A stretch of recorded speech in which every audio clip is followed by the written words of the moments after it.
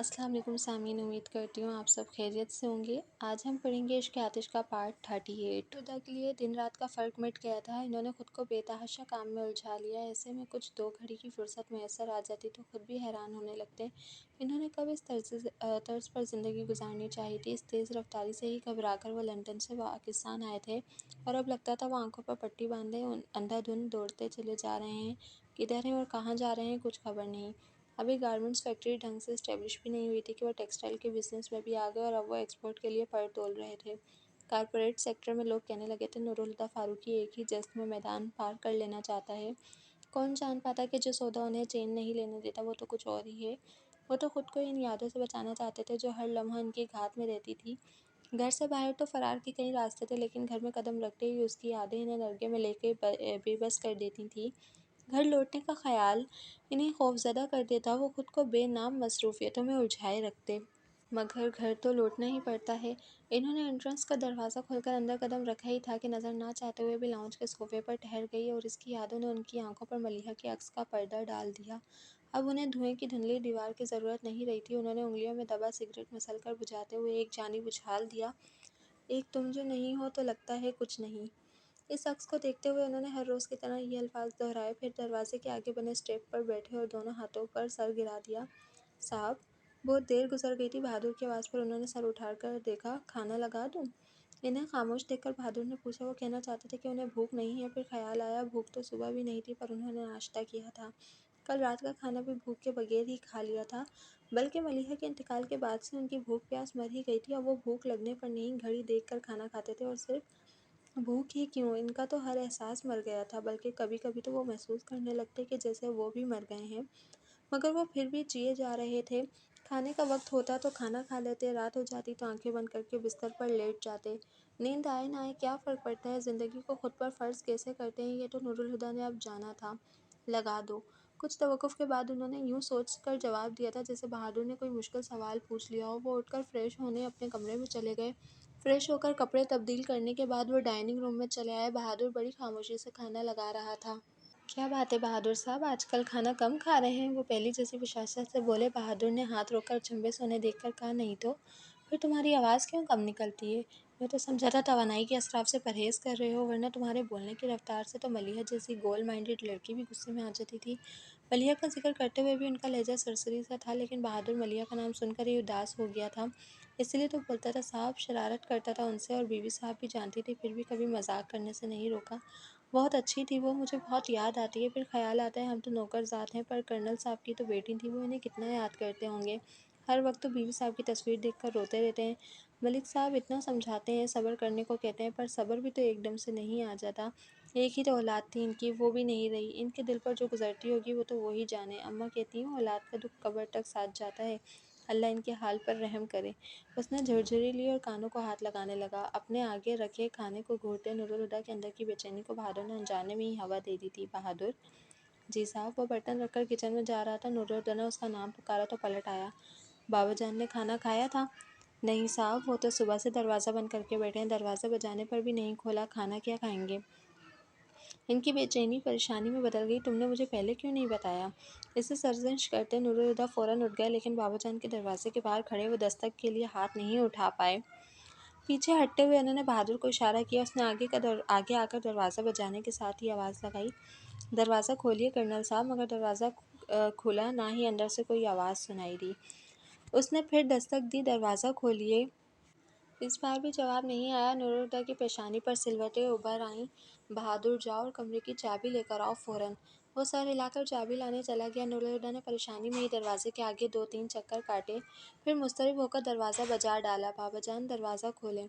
मलिहा की डायरी को सीने से लगाए रॉकिंग चेयर पर नीम दराज बाबा जान सकते किसी हालत में आतिशदान के ऊपर लगी मलिहा का तस्वीर को देखते जा रहे थे। बहादुर के दरवाज़ा बजाने और फिर दरवाज़ा खोलने के लिए कहती हुई उसकी आवाज़ को सुनकर भी उनके जिस्म में कोई रद्द-ए-अमल नहीं हुआ। कुछ पल के वक़्फ़े से दोबारा दस्तक हुई। साथ नूरुल हुदा की आवाज़ भी सुनाई दी। नूरुल हुदा? उनके जिस्म में करंट दौड़ गया था। मलिहा की डायरी को संभाल कर वो तेज़ी से उठे और दरवाज़ा खोल दिया। मलिहा की मौत के बाद आज नूरुल हुदा दूसरी बार उनके दरवाजे तक आए थे। बाबा जान ऐसे इनकी तरफ देख रहे थे जैसे बेटा परदेस से लौटा हो। आओ बेटा अंदर आ जाओ। अंदर आने को कहते हुए वो इन्हें रास्ता देने के लिए सामने से हट गए। इन्हें अपनी तरफ बेताबी से देखता पाकर नूरुल हुदा का دل بھی پگھلنے لگا تھا۔ انہیں اس کے سوا اور کچھ یاد نہیں رہا کہ وہ تو باپ کے سائے سے محروم ہو گئے تھے، مگر بابا جان نے ان کی زندگی میں اس محرومی کو ٹکنے نہیں دیا۔ ان کا جی چاہا کہ بابا جان سے لپٹ جائیں کہ تبھی وہ نور الہدیٰ کو راستہ دینے کے لیے ان کے سامنے سے ہٹے تھے، اور ملیحہ کی تصویر نور الہدیٰ کی آنکھوں کے سامنے آ گئی۔ پل بھر میں ان کے چہرے کے تاثرات بدل گئے۔ انہوں نے کمرے میں قدم نہیں رکھا، دروازے میں کھڑے کھڑے ہی انہوں نے نظروں کا زاویہ بدل کر بابا جان کو دیکھا۔ انہیں موت سے چند لمحے پہلے ملیحہ کی نم پلکوں کی لرزش یاد آ گئی تھی۔ بابا جان کی متورم آنکھوں پر انہیں رحم کیسے آتا؟ اپنی اس حالت کے لیے خود ہی ذمہ دار ہیں۔ بابا جان کے تھکے ہوئے پسماردہ وجود پر ایک نظر ڈال کر انہوں نے سوچا، یہ کیا بچوں جیسی حرکت تھی؟ وہ بولے تو آواز میں وہ نرمی غائب تھی جو کبھی ان کے لہجے کی پہچان ہوا کرتی تھی۔ کیا تم جانتے ہو نور الہدیٰ کہ کسی مجرم کو سزا دینے سے پہلے اس کا منہ کالا کر کے چوراہے پر کیوں گھمایا جاتا ہے؟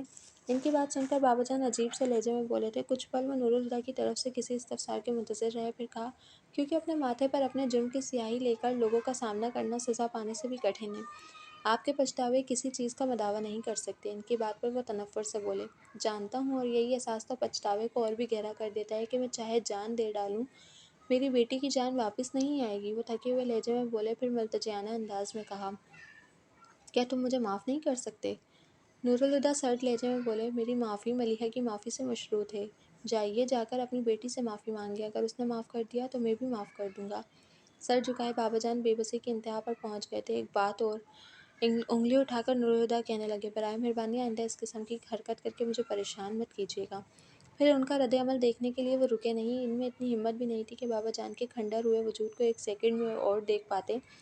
اپنے کمرے میں آ کر وہ چپل اتارے بغیر بیڈ پر گر گئے اور آنکھیں بند کر لیں۔ آنسو ان کی آنکھوں کے کونے سے نکل کر کن پٹیوں پر بہتے چادر میں جذب ہوتے گئے۔ محبتوں کا حسن اسی صورت قائم رہتا ہے جب یہ ہاتھ میں ہاتھ ڈالے ایک ہی سفر پر گامزن ہوں، لیکن اگر محبتیں آپس میں نبردار ازما ہو جائیں تو بڑی تباہی لاتی ہے۔ انہی مورکھوں نے ملیحہ کی زندگی تباہ کی تھی اور اب نور الہدیٰ کے در پر تھیں۔ محبت کا سحر ہو یا قہر، بچ پانا آسان نہیں۔ نیکسٹ۔ مولوی عبدالخالق اس خانمہ برباد کے پاس سے اٹھ تو آئے، مگر دوبارہ اس کے پاس جانے سے خود کو روک نہ پائے۔ انہیں اس میں عجیب سی کشش محسوس ہوتی تھی۔ اس کے لیے انہیں اپنے سینے میں باپ جیسا گداز محسوس ہوتا تھا، حالانکہ اس کا انداز ہنوز وہی تھا۔ کبھی تو وہ مولوی عبدالخالق کو اس طرح نظر انداز کر دیتا جیسے ان کی موجودگی سے یکسر لا علم ہو، کبھی جنون میں چلانے لگتا اور کبھی مغموم سا جانے کیا کیا بڑبڑاتا رہتا۔ مولوی صاحب نے کبھی اس کی کسی کیفیت میں دخل نہیں دیا۔ وہ ایک سامع کی حیثیت سے اس کے پاس آتے تھے اور اس کی بے ربط باتوں کو بڑے دھیان سے سنتے جیسے وہ کوئی اہم بیان دے رہا ہو، اور اگر اس کا ایک بھی پوائنٹ مس ہو گیا تو گڑبڑ ہو جائے گی۔ پھر تنہائی میں بیٹھ کر اس کی باتوں کو سوچتے ہوئے الجھنے لگتے۔ اس کے ذہن میں پڑی گرہ کو کھولنے کے لیے کوئی سرا ہاتھ آتا دکھائی نہیں دیتا تھا، مگر وہ صبر کے ساتھ بڑے ہی غیر محسوس انداز میں اپنی تلاش جاری رکھے ہوئے تھے۔ تو پھر آ گیا؟ اس نے مولوی عبدالخالق کو دیکھا تو گھورا۔ لہجہ ایسا تھا جیسے کہہ رہا ہو، بڑا ڈھیٹ ہے۔ مولوی عبدالخالق اس کے لہجے کو محسوس کر کے مسکرائے، کیا کریں، دل لگ گیا ہے تیرے ساتھ، جب تک 2 گھڑی تیرے پاس نہ بیٹھ جاؤں چین ہی نہیں پڑتا۔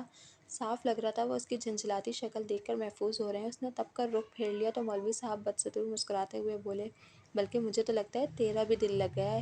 کہاں تو صحرا نوردی کو نکلا تھا اور اب 4 مہینے ہو گئے پر یہاں سے ہلنے کا نام ہی نہیں لیتا۔ میں دل لگا کر نہیں، تھک کر یہاں بیٹھا ہوں۔ اس کے لہجے میں درد بولنے لگا تھا۔ سکون کی تلاش میں ذرہ ذرہ چھان مارا، مگر وہ تو جیسے کائنات میں ناپید ہو گیا ہے۔ پھر تلاش کا کیا فائدہ جب سکون ڈھونڈنے سے بھی نہیں ملتا؟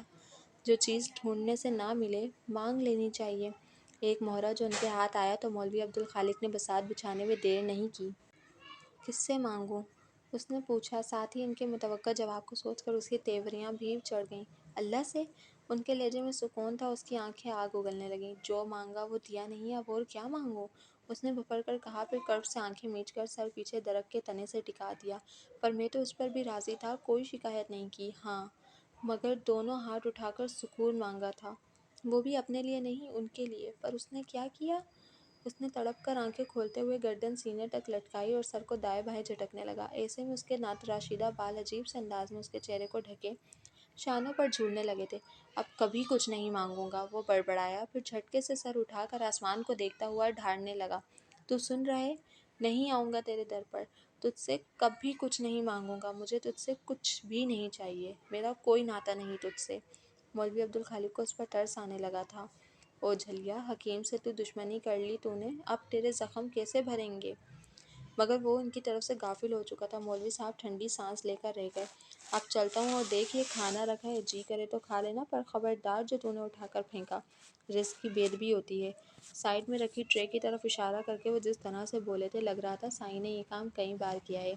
एक आखिरी नज़र उसके झुके सर पर डालकर वो उठ गए, पर दूसरे ही कदम पर उन्होंने ट्रे को उठाकर पटकने की आवाज़ सुनी। मौलवी अब्दुल खालिक ने पलट कर देखा, वो चेहरे पर सख्ती लिए किसी गैर मरई नुक्ते को घूर रहा था और उसके सामने ट्रे खाने समेत उल्टी पड़ी थी। उन्होंने बेबसी से उसे देखा, फिर ट्रे सीधी करके वो जितना खाना उठा सकते थे वो उठाकर ट्रे में डाला।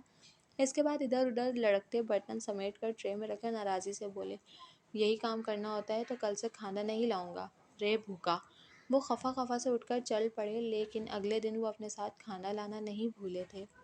नेक्स्ट, मुल्क के एक नामवर और बाअसर बिजनेसमैन इकबाल यज़दानी की तरफ से पीसी के लाउंज में ज़बरदस्त डिनर का एहतमाम किया गया था, जिसमें शिरकत के लिए मौसूल होने वाले दावतनामों को शहर के चोटी के बिजनेसमैन और पॉलिटिशियन अपने लिए एजाज़ समझ रहे थे। और कौन नहीं जानता कि एलियट क्लास की डिनर्स और पार्टीज़ मौके की मुनासिब से नहीं बल्कि मौके की तलाश में दी जाती हैं।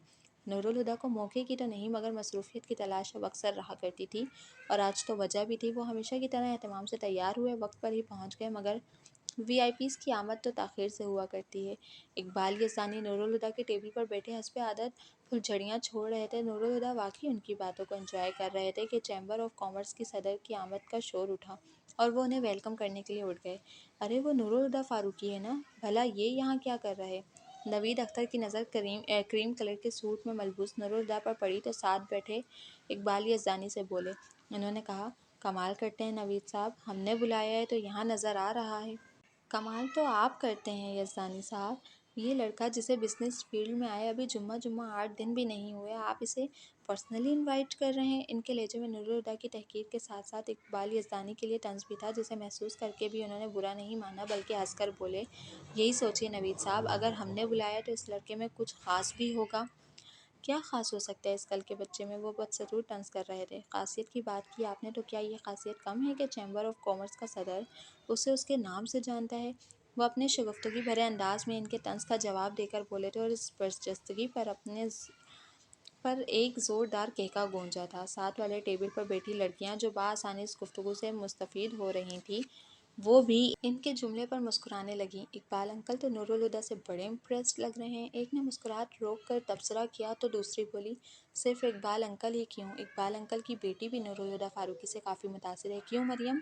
शरारत से कहते हुए उसने साथ बैठी लड़की को ठोका, जिसकी नज़रें मुस्तकिल नूरुल हुदा पर जमी थीं। अपनी फ्रेंड्स की बात पर मुस्कुराते हुए उसने कॉफ़ी का घूंट भरा, फिर कप नीचे रखकर दोबारा नूरुल हुदा को देखने लगी तो ब्लू इवनिंग गाउन में मलबूस लड़की मसनूई फ़िक्रमंदी से बोली, कंट्रोल योरसेल्फ मरियम, तुम कहाँ इस जाहिद खुश्क के चक्कर में पड़ रही हो जो किसी को भाव ही नहीं देता। वैसे भी सुना है मौसूफ लैंडलॉर्ड हैं और ये ज़मींदार किस्म के लोग ज़रा टेढ़ी खीर होते हैं। मैं भी ये सोच रही हूँ कि ये शख्स मुझे इस तरह से अपनी तरफ अट्रैक्ट क्यों कर रहा है। शायद पास जाऊँ तो कुछ पता चले। पुरसोच अंदाज में कहकर वो उठ खड़ी हुई तो उसी लड़की ने उसका बाजू पकड़कर रोकते हुए कहा, कहाँ जा रही हो? उसने एक अदा से शानों से ज़रा नीचे लटकते बेहद सिया बालों को झटक कर कहा, नूरुल हुदा के पास। फिर चंचल सी मुस्कुराहट के साथ अपना बाजू छुड़ाकर इसी हाथ से उसका गाल थपकती, हाई हील से खट खट का शोर जगाती नूरुल हुदा के टेबल के पास आकर खड़ी हो गई। फिर बड़े दिल अवेज अंदाज में नूरुल हुदा को मुखातिब करके कहा, good evening mister Farooqui. Noorul Huda अपने साथ बैठे लोगों से बातों में मसरूफ़ थे। वो चौंक गए। वो सिया आंखों में शोखी लिए ज़ेरे लब मुस्कुराती अपना दाया हाथ बढ़ाए खड़ी थी। नूरुल हुदा ने बैठे बैठे ही उसे गुड इवनिंग कहा और उसका कोमल सा हाथ पल भर को थाम कर छोड़ दिया। I am Maryam Yazdani, daughter of Iqbal Yazdani. वो खुद ही अपना तारुफ करवाने लगी तो नूरुल हुदा ने हल्की सी मुस्कुराहट के साथ कहा, आपसे मिलकर खुशी हुई। मुझे भी खुशी हुई नूरुल हुदा। वो एकदम ही मिस्टर फ़ारूकी से नूरुल हुदा पर आ गई, फिर बेतकल्लुफ़ी से कहा, क्या हम कुछ देर बात कर सकते हैं? मेरा ख्याल है हम इस वक्त बात ही कर रहे हैं। उनकी बात पर वो बेसाख्ता हंस पड़ी। मुझे हाजिर जवाब लोग बहुत पसंद हैं।